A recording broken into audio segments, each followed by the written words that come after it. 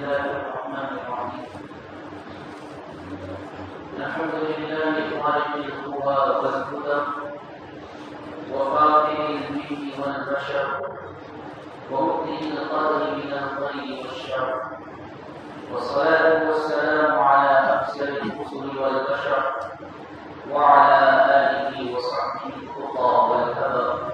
أما بعد، أعوذ بالله من الشيطان الرجيم. بسم الله الرحمن الرحيم. فانكحوا ما طاب لكم من النساء مثنى وثلاث ورباع، فإن خفتم ألا تعدلوا فواحدة أو ما ملكت أيمانكم ذلك أدنى ألا تعودوا. صدق الله العظيم. قاری احترام، بزرگوں، عزیز کی بھائیوں اور نوجوان، دین اسلام ایک آفاقی دین، دین اسلام ایک عالمی دین، دین اسلام ایک ابدی دائمی ہمیشہ رہنے والا دین، جسے اللہ پاک نے قیامت تک کے لیے نازل فرمایا۔ اس دین کی سب سے بڑی خصوصیت یہ ہے کہ یہ ہر زمانے کی تمام ضرورتوں کو پورا کرتا ہے۔ جس زمانے کی جو ضرورتیں، جو تقاضے، جو مسائل ہو، دین اسلام ان تقاضوں، ان ضرورتوں کو پورا کرتا ہے اور ان مسائل کا حل پیش کرتا ہے۔ یہ دین اسلام کی سب سے بڑی خصوصیت ہے۔ تو دین اسلام ایک ابدی دین ہے جو زندگی کے ساتھ رواں دواں۔ دیگر مذاہب میں یہ بات نہیں، دوسرے مسلکوں میں، دوسرے مذاہب میں ہر مسئلے کا حل نہیں ہے، ہر پریشانی کا علاج نہیں ہے، لیکن دین اسلام ہی کی یہ خاصیت ہے کہ اس میں ہر پریشانی کا علاج بھی ملتا ہے اور ہر مسئلے کا حل بھی ملتا ہے۔ دین اسلام کی جو خصوصیتیں ہیں، جو احکام اور قوانین ہیں، وہ ایسے ہیں کہ انسان کسی موقع پر بے بس و مجبور نہیں ہوتا۔ ایسے پختہ اور ایسے مدلل وہ قوانین اور ضوابط ہیں کہ کہیں جا کر اسلام، دین اسلام ٹھہرتا نہیں۔ اس میں جمود اور تعقل تاری نہیں ہوتا کہ یہ اپنے ماننے والوں کی رہبری اور رہنمائی نہ کرے۔ ہر موقع پر رہنمائی اور رہبری موجود ہے۔ دیگر مذاہب، باقی طاقتیں، اسلام دشمن قومیں، وہ اسلام کی جو خصوصیتیں، اسلام کے جو امتیازات ہیں، ان خصوصیتوں اور امتیازات کو اسلام کا عیب شمار کرتے ہیں۔ وہ چیزیں جن کا حل دیگر مذاہب میں نہیں ملتا، ان کو اسلام کا نقص قرار دیتے ہیں، اسلام کا عیب قرار دیتے ہیں۔ مثلا طلاق کا نظام، مثلا میراث کا نظام، مثلا حلالے کا نظام، اور مثلا تعدد ازدواج، یعنی ایک وقت میں دو یا دو سے زائد چار تک کی بیویوں کو اپنے نکاح میں رکھنا۔ یہ اسلام کے قوانین، اسلام کے امتیازات ہیں۔ دیگر مذاہب میں ایسے قوانین آپ ڈھونڈنے جائیں کہ آپ کو نہیں ملیں گے۔ دیگر مذاہب کی قوانین اور ضوابط سے خالی ہے، خالی۔ یہی وجہ ہے کہ جب دیگر مذاہب والوں کو میاں بیوی میں جدائی پیدا کرنے کا مسئلہ پیش آتا ہے، میاں بیوی میں نبھنا مشکل ہو جاتا ہے، دونوں کا ساتھ رہنا مشکل ہو جاتا ہے، تو ان کے یہاں سوائے اس کے کوئی شکل نظر نہیں آتی کہ اپنی بیوی کو جان سے ختم کر اسے قتل کر. دین اسلام میں یہ نظام نہیں. دین اسلام یہ کہتا ہے کہ اگر مرد و زن کے درمیان، میاں بیوی کے درمیان نکاح مشکل ہو جائے اور دونوں کی بن نہ سکتی ہو، دونوں ایک ساتھ رہ نہ سکتے ہو، تو فَإِمْسَاكٌ بِمَعْرُوفٍ اور تسريح بِإِحْسَان، بڑے طریقے سے بیوی کو روک لو، یا پھر مشکل ہے ایک ساتھ رہنا تو بڑے طریقے سے آپ بیوی کو چھوڑ سکتے. یہ اسلام کا نظام. لیکن آپ دیکھیے کہ باطل طاقتیں اسلام کے اس امتیازی نظام پر کیسی نگاہ ڈالیں. آپ سنتے ہیں کہ مسلمان خواتین پر ظلم ہو رہا ہے. ہندوستان میں مسلمان مرد عورتوں پر ظلم کر رہے ہیں. کیا ظلم کر رہے ہیں؟ کہ اسلام نے مرد کو طلاق دینے کی اجازت دی. یہ عورتوں پر ظلم ہے. اسلام نے مردوں کا حق پورا رکھا ہے میراث میں سے اور عورتوں کے لیے آدھا حصہ مقرر کیا. یہ عورتوں پر ظلم ہے. اسلام نے مرد کو ایک سے زائد 4 شادی کرنے کی اجازت دی ہے. یہ عورتوں پر ظلم ہے. اس کو ظلم بنا کر پیش کیا جائے. یہ بھی اسلام میں مسلمان مرد عورتوں پر ظلم کرتے ہیں. ان کی سوچ کے مطابق یہ ظلم ہے. لیکن میں آپ کو حقائق کی روشنی میں بتاؤں گا. آج کا بیان اس لحاظ سے قابل غور ہے کہ ایسا موضوع سننے میں نہیں ملتا ہے.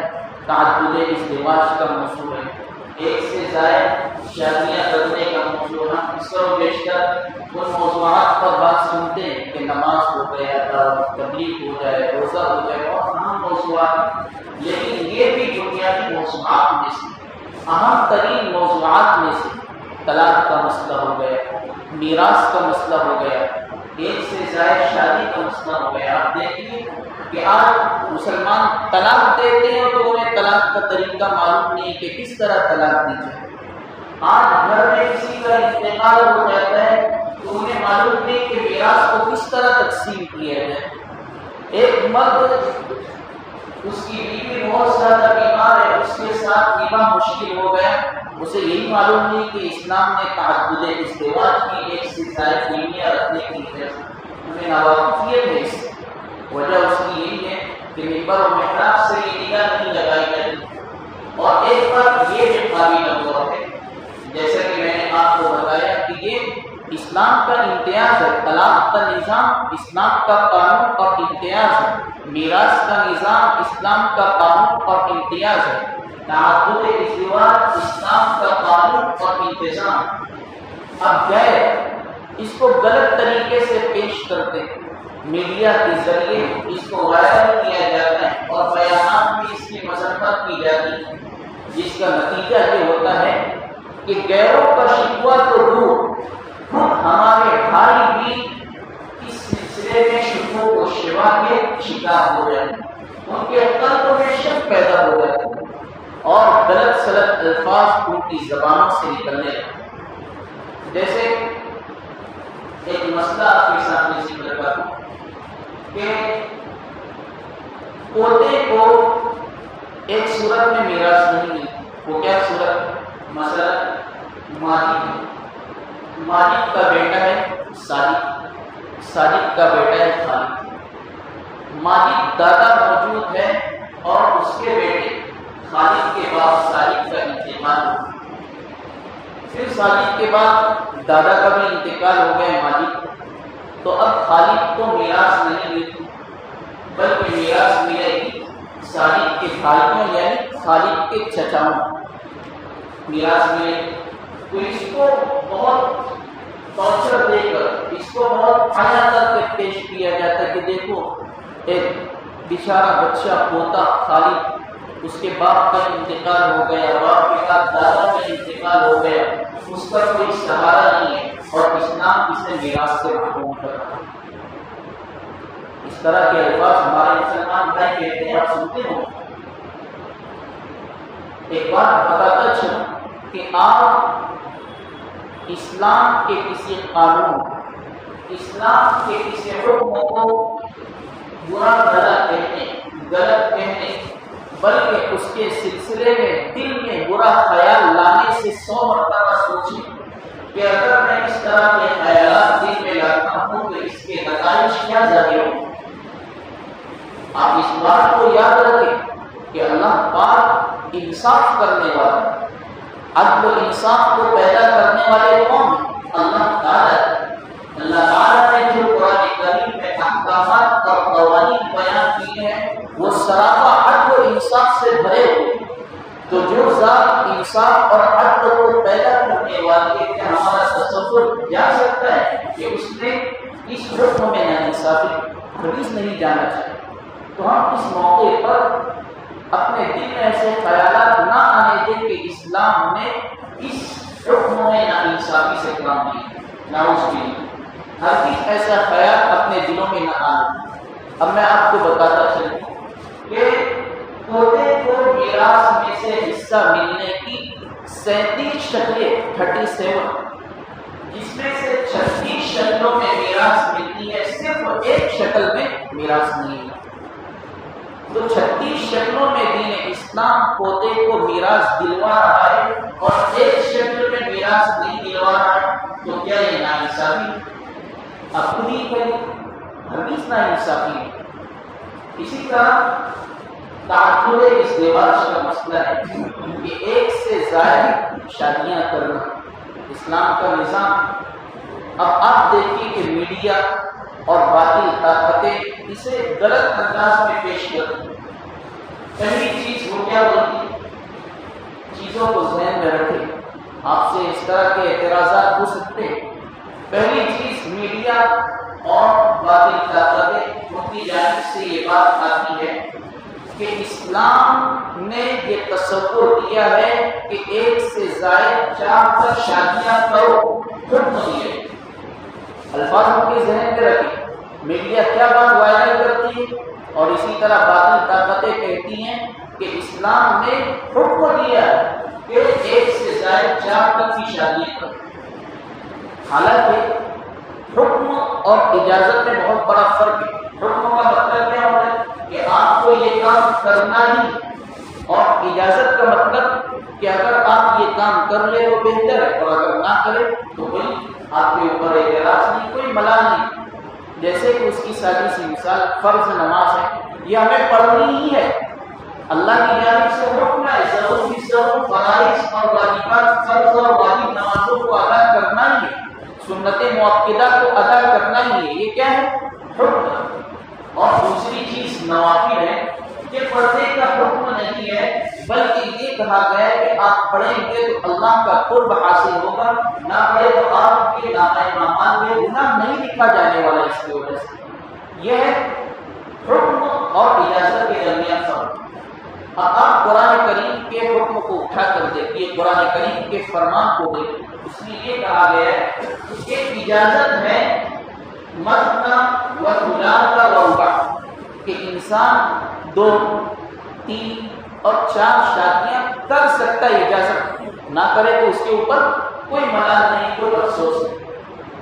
ہم جیسا کہ میڈیا کہتی ہے کہ آج مسلمان 1 سے زیادہ شادیاں کر رہے ہیں، 4 شادیاں کر رہے ہیں، 3 شادیاں کر رہے ہیں، 2 شادیاں کر رہے ہیں۔ اگر ہم اس مجمع میں مردم شماری کرنے جائیں تو مشکل سے کوئی نکلے، بلکہ آپ مسلمانوں کے بڑے سے بڑے مجمع میں چلے جائیے اور وہاں جا کر بتائیے کہ ہے کوئی شخص جس کے نکاح میں 1 سے زائد بیویاں ہوں، تھوڑا ہو جائے تھوڑی دیر کی، تو شاید ہی 3 سے 4 افراد ایسے نکلے گے جو کھڑے ہوں۔ اور غیروں کی جانب سے یہ بات پھیلائی جا رہی ہے کہ اسلام میں دیکھیے کیا نظام چل رہا ہے کہ مرد 2 3 4 بیویاں رکھے۔ یہ غلط تصورات اسلام کے خلاف، اہل اسلام کے خلاف پھیلائے جا رہے ہیں۔ تو پہلی بات یہ ہے کہ وہ کس چیز کو وائرل کرتے کہ اسلام حکم دیتا ہے، حالانکہ اسلام حکم نہیں دیتا ہے بلکہ اجازت دیتا ہے، آپ کرنا چاہے تو کرے، نہ کرنا چاہے تو کوئی حرج کی بات نہیں، کوئی آپ کے اوپر ملال نہیں۔ پہلی بات ہے، پہلا یہ اعتراض ان کی جانب سے ہو۔ دوسرا اعتراض یہ ہوتا ہے کہ دیگر مذاہب نے ایک سے زائد نکاح پر روک لگا دی ہے، منع کر دی ہے۔ آپ یورپ اور مغربی ممالک کا جائزہ لیجیے، وہاں پر انسان ایک سے زائد نکاح نہیں کر سکتا ہے، ورنہ حکومتی خبر پر گرفتار ہے۔ تو دوسری بات یہ پھیلائی جاتی ہے ان کی جانب سے، دوسرا اعتراض یہ ہے کہ دیگر مذاہب میں تعدد ازدواج، ایک سے زیادہ نکاح کرنا، ایک سے زیادہ بیویوں کو اپنے نکاح میں رکھنا منع۔ اسلام نے یہ تصور پیش کر کے دشمنی کا مظاہرہ کیا ہے، نفرت کا اظہار کیا۔ دوسری یہ بات پھیلائی جاتی ہے تو ہم ان سے یہ کہیں گے کہ بنیادی پرانے قدیم ترین جو مذاہب ہیں وہ تین مذاہب، ہندو مذہب، اسلام کے آنے سے پہلے بھی بتوں کی پرستش کی جاتی تھی، سورج کی پرستش کی جاتی تھی، دیوی دیوتاؤں کی پرستش کی جاتی تھی، تو ہندو مت پہلا۔ دوسرا عیسائیت، عیسائی کی حضرت علیہ السلام کی آمد سے پہلے، اسلام کی آمد سے پہلے موجود تھی۔ تیسرا یہودیت، حضرت موسیٰ علیہ السلام کو ماننے والے، اسلام سے پہلے ہی موجود تھی۔ تو یہ تین بنیادی مذہب اسلام کی آمد سے پہلے بھی موجود تھے، اور ان تینوں مذاہب کو آپ اٹھا کر دیکھیے، ان میں اس بات کی صراحت موجود ہے کہ تعدد ازدواج جائز ہے۔ ہندوؤں کے ایک بڑے دن کی پرستش کرتے کرشن جی، ان کے نکاح میں 3 بیویاں تھیں، اور راجہ حسرت بڑا راجہ گزرا ہے، اس کے نکاح میں بھی ایک سے زائد بیویاں تھیں۔ عیسائی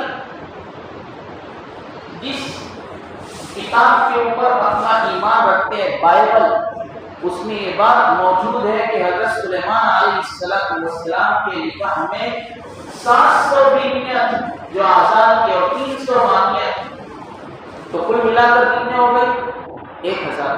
ہمیں اس سے بحث نہیں کرنا ہے کہ جو تعداد لکھی گئی ہے وہ صحیح ہے یا نہیں، ہم یہ کہنا چاہتے ہیں کہ عیسائیوں کی مذہبی کتاب بائبل کے اندر یہ بات موجود ہے کہ حضرت سلیمان علیہ السلام کے نکاح میں 1000 بیویاں۔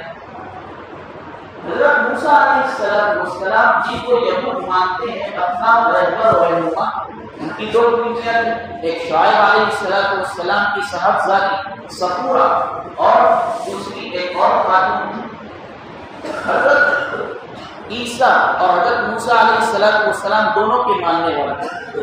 عیسیٰ علیہ السلام کو ماننے والے عیسائی ہیں، اور موسیٰ علیہ السلام کو ماننے والے یہود ہیں۔ دونوں متفقہ طور پر حضرت ابراہیم علیہ السلام کو مانتے ہیں، اور آپ بقرعید کے موقع پر سنتے رہتے ہیں بیانات میں کہ ابراہیم علیہ السلام کی کتنی بیویاں تھیں؟ 2، ایک کا نام تھا سارہ اور دوسری حضرت حاجرہ سے بیٹے تھے اسماعیل، آپ سنتے رہتے۔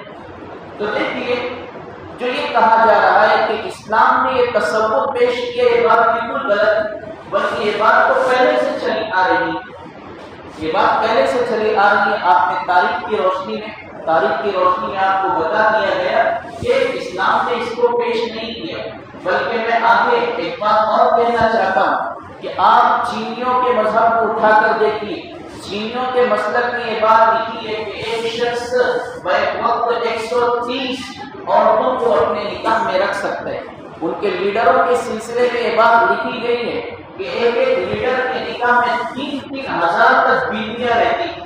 جب ان کے یہاں یہ چیز موجود ہے تو پھر اسلام پر اعتراض کرنے کی کیا بات؟ بلکہ اسلام کے آنے سے پہلے عرب کا بھی یہ حال تھا کہ ان کے نکاح میں 10-10, 20-20, 100-100, ہزاروں بیویاں رہا کرتی تھی۔ اسلام نے اس طرح کا نظام پیش کیا، حضور علیہ السلام کی آمد ہوئی، آپ صلی اللہ علیہ وسلم کی آمد کے بعد یہ حکم دے دیا گیا کہ ایک سے زائد بیویاں رکھ سکتے ہو، تو 2 شرطوں کے ساتھ بیویاں رکھنے کی اجازت ہے۔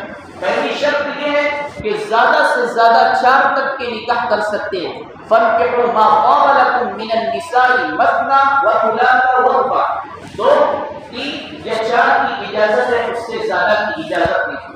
اور یہ اجازت اس شرط کے ساتھ ہے کہ آپ ان کے درمیان انصاف اور برابری کر سکیں۔ حضرت مولانا اشرف علی تھانوی رحمۃ اللہ علیہ قریب کے بزرگ گزرے ہیں، 1000 سے زائد 2100 کتابیں انہوں نے لکھی ہیں، ان کی 2 بیویاں تھیں، دونوں کا دروازہ آمنے سامنے، انصاف کا عالم دیکھو کہ دروازے کے باہر ایک ترازو لٹکا رکھا، کوئی بھی چیز آتی ترازو میں تولتے، ایک حصہ ادھر جاتا ایک حصہ ادھر جاتا۔ تو اس طرح اگر انسان کر سکتے ہو تو 1 سے زائد نکاح کی اجازت۔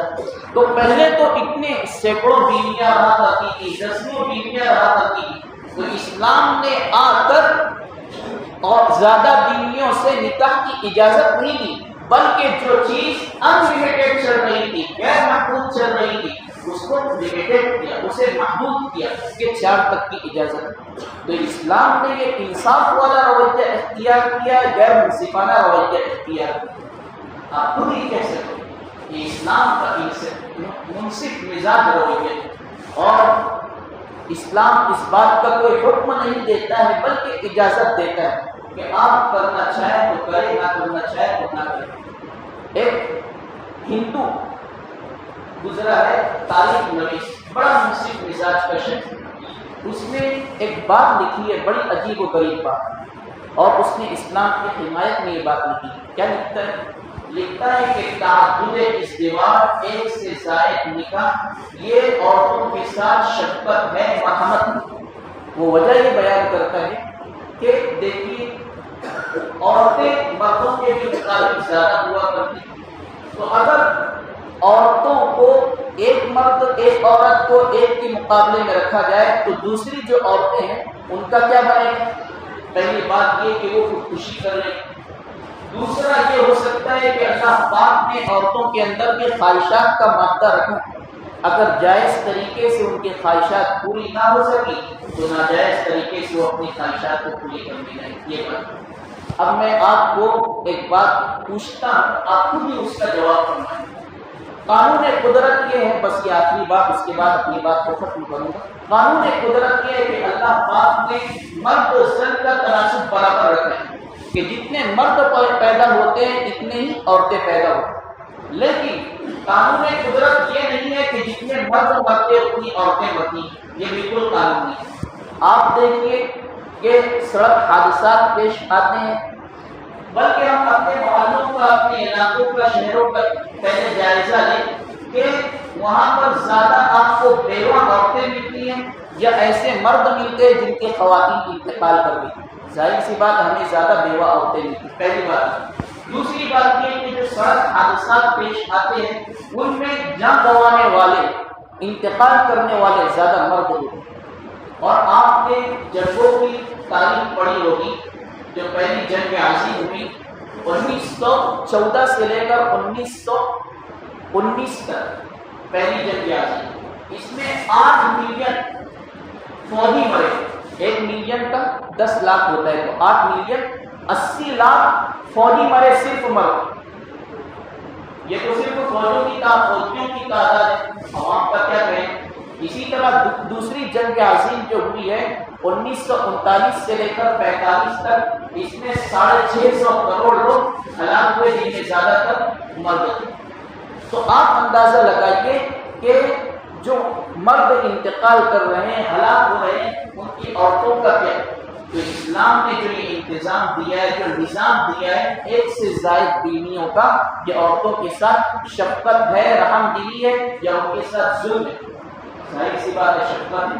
تو اسلام یہ نہیں کہتا کہ کرو ہی، 1 سے زیادہ نکاح کرو، ان کو کرنا پڑے گا، بلکہ اجازت دیتا ہے کہ آپ 1 سے 4 تک کے نکاح کر سکتے، لیکن اس کے ساتھ یہ شرط ضروری ہے کہ آپ ان کے درمیان برابری کر سکے۔